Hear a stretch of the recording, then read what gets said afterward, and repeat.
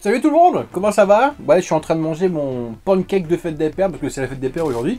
Et Sheldon Lemon Brocoli Peluche m'ont fait des pancakes. Donc bah du coup je déguste ça avec plaisir et c'est vachement bon en plus. Donc voilà. Bon, comment ça va du coup en cette si belle journée de dimanche de fête des pères et de fête de la musique? Moi ça va plutôt pas mal parce que ce mois-ci, ouais, je me suis acheté des petits jeux sympatoches et un soundtrack d'un jeu. Donc je vais vous montrer maintenant qu'on va commencer par ça. Au moins la musique ce sera fait. Donc s'il y a un petit lien avec ce que je vous ai montré pour mon anniversaire, parce que cette fois-ci c'est le soundtrack de Street of Rage 1. The largest and hottest library of 16-bit games plays on Sega Genesis, featuring Streets of Rage, the fighting game that'll knock your socks off, with 40 individually controllable attack moves, and a neighborhood crawling with punks, muggers, and urban slime. Streets of Rage, only on the 16-bit Genesis system from Sega.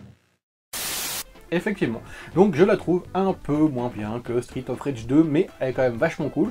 On l'a écouté une bonne dizaine de fois dans la voiture avec madame et on était agréablement, enfin surpris pour moi non, mais Anso a été agréablement surpris. Après vous avez l'intérieur quand vous ouvrez qui est comme ceci, donc ça c'est vachement sympa, c'est plutôt pas mal du tout, c'est très très beau. Après vous ouvrez et là vous avez le CD avec le même design que ça. Et vous avez une petite interview de Yuzo Kuchiro, ici même, donc voilà, c'est une petite interview qui explique que il s'est un peu influencé par rapport à la dance du début des années 90 pour faire un peu, entre guillemets, plaisir aux occidentaux, européens et tutti quanti. Donc voilà, soundtrack de Street of Rage 1, super cool, je suis ravi, Thérèse. Donc maintenant passons aux jeux vidéo proprement dit. Donc il y a plusieurs plateformes, j'en ai 4 différentes, il y a de la Mega Drive, PlayStation 2, Saturn et Dreamcast. Effectivement, donc on va commencer par ce qui a le moins, c'est-à-dire la PlayStation 2.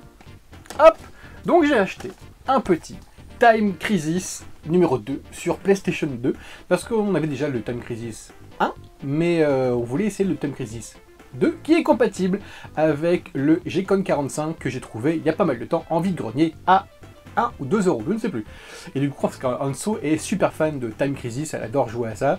Donc c'est pour ça que je vais acheter Time Crisis 2 pour qu'elle puisse jouer à différentes plateformes, quoi, différents mondes, univers, avec un gun. Voilà, donc bah, il est vraiment chouettos comparé au 1, il n'y a pas photo quoi, niveau graphisme, etc. Même au niveau du gun, on peut jouer à deux, du coup il y a notre partenaire qui se barre, qui se cache, faut pas lui tirer dessus, etc.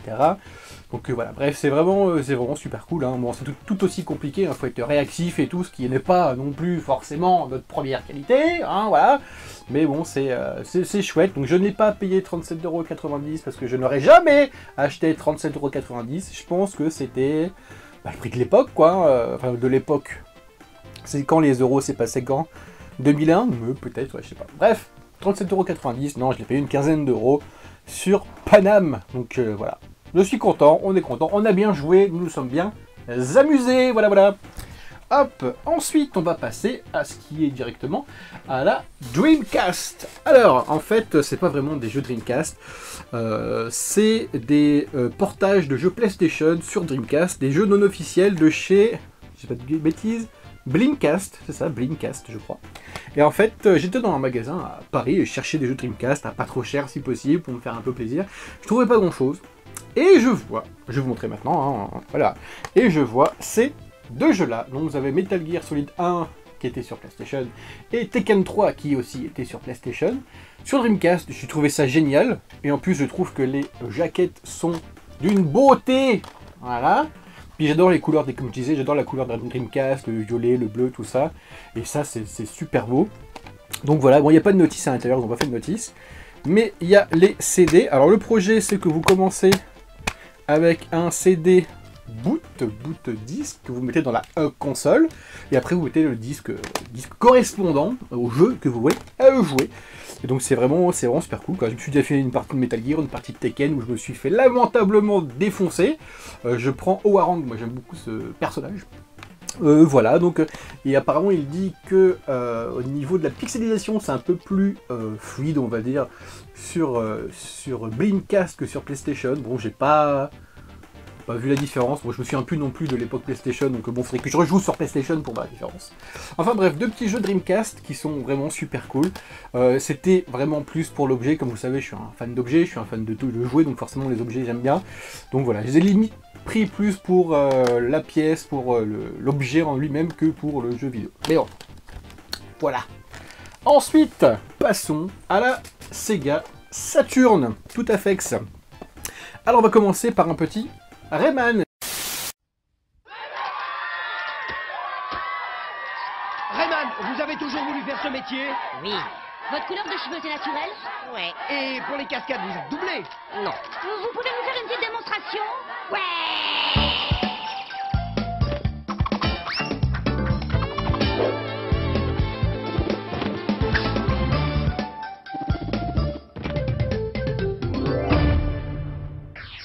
Rayman, c'est...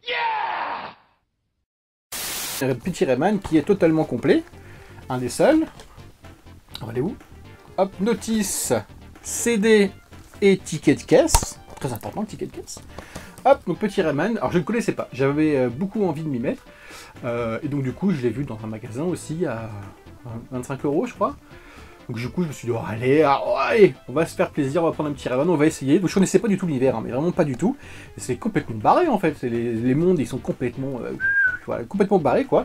C'est assez compliqué, j'ai trouvé aussi. Je me suis bien fait, je suis bien mort bien souvent.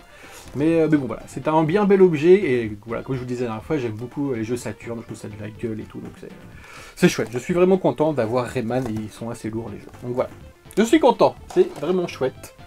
Ensuite, toujours sur Saturn, on passe à X-Men Children of the Atom, un jeu de fight en 2D, à peu près du même type que Darkstalker, que nous avons montré la dernière fois, c'est à peu près la même idée. Là, vous avez 10 personnages, donc vous avez Tornade, Cyclope, Wolverine, je sais plus son nom, vous avez après, comment il s'appelle, une sentinelle, vous avez la sentinelle, vous avez, je sais plus son nom, elle aussi, ici c'est écrit là, je sais plus. Et après, vous avez Psylocke, vous avez le Silver Samurai, le samouraï d'argent, vous avez Colossus et vous avez Iceman. Voilà. Vous voyez, ils sont un petit peu là-haut, si vous voyez bien. Et donc voilà, c'est vraiment super cool. Et j'ai beaucoup aimé ce jeu. Mais qu'est-ce qu'il est dur, putain, qu'est-ce qu'il est dur. Parce qu'en fait, les persos, ils se mettent totalement, enfin, très souvent, en garde. Donc ils sont tout le temps en garde. Donc du coup, tu tapes dans le vide, etc. C'est très compliqué.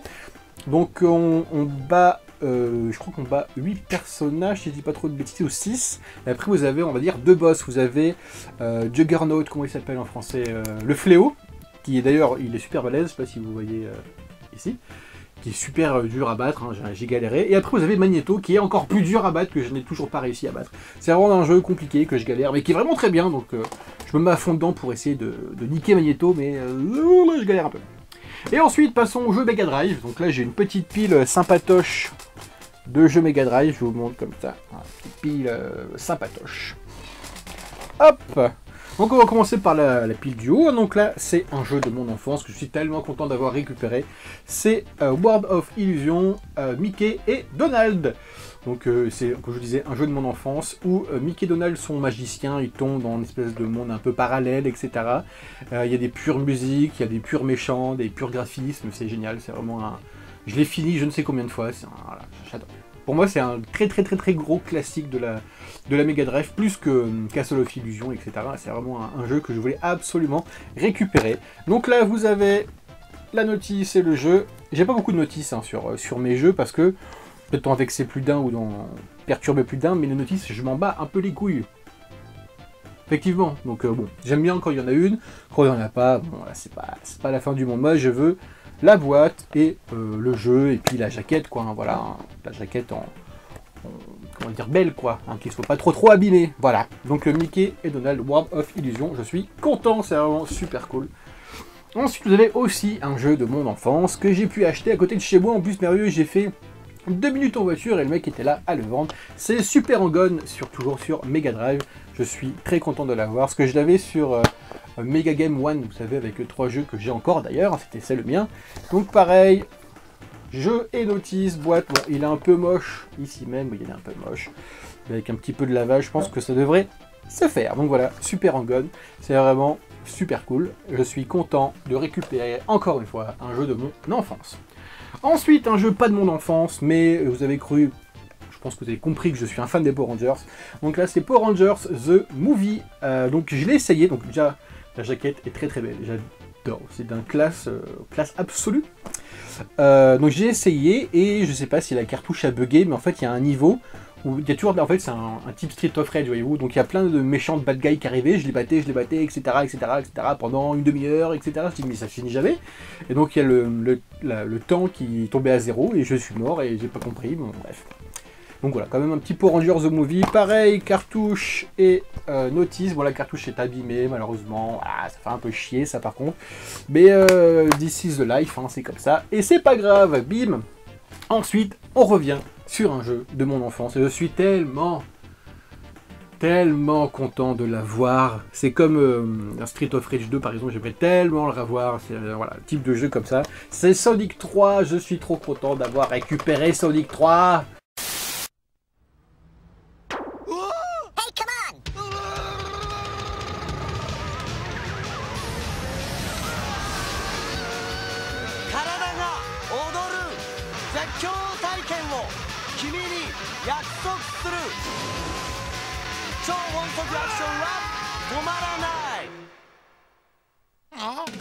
Non-stop power play.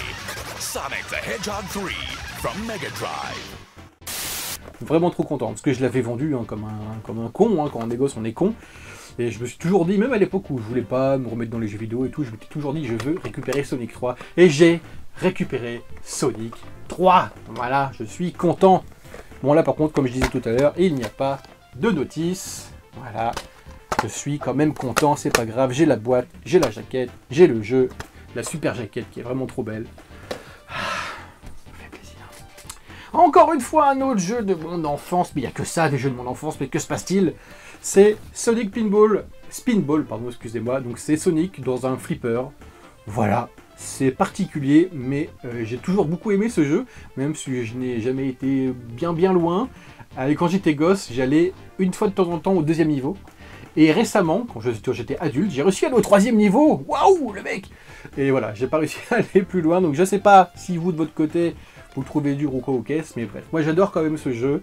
Et donc il fallait le récupérer, parce que c'est, encore une fois, je le répète, je l'ai dit, et je persiste, c'est un jeu de mon enfance, et je veux récupérer les jeux de mon enfance. Merde. Hop. Ensuite, passons sur un Mega Game 2. Voilà. Donc j'ai le 1, j'ai le 2. Et je me suis dit, pourquoi pas essayer d'avoir tous les Mega Games. Hein, ça pourrait être sympathique. Donc je sais pas combien il y en a facilement 6, je pense. Donc avec des prix plus ou moins variables, hein, j'ai cru voir, mais bon voilà. Donc Mega Games 2 avec Shinobi, Street of Rage 1 et Golden Axe. J'ai essayé Golden Axe que je n'avais jamais essayé auparavant dans ma jeunesse, et c'est vachement bien. On peut monter sur des espèces de petites bestioles pour défoncer des gueules et tout, et les méchants ont vraiment de la gueule et tout, c'est vraiment cool, c'est un jeu bien sympathique, pardon. Donc voilà, donc j'essaierai comme essayer de me le trouver en jeu tout seul, comme Super Hang-On, quoi. Donc voilà, Mega Games 2, Shinobi, Street of Rage et Golden Axe, l'Axe d'or, l'Âge d'or, pardon.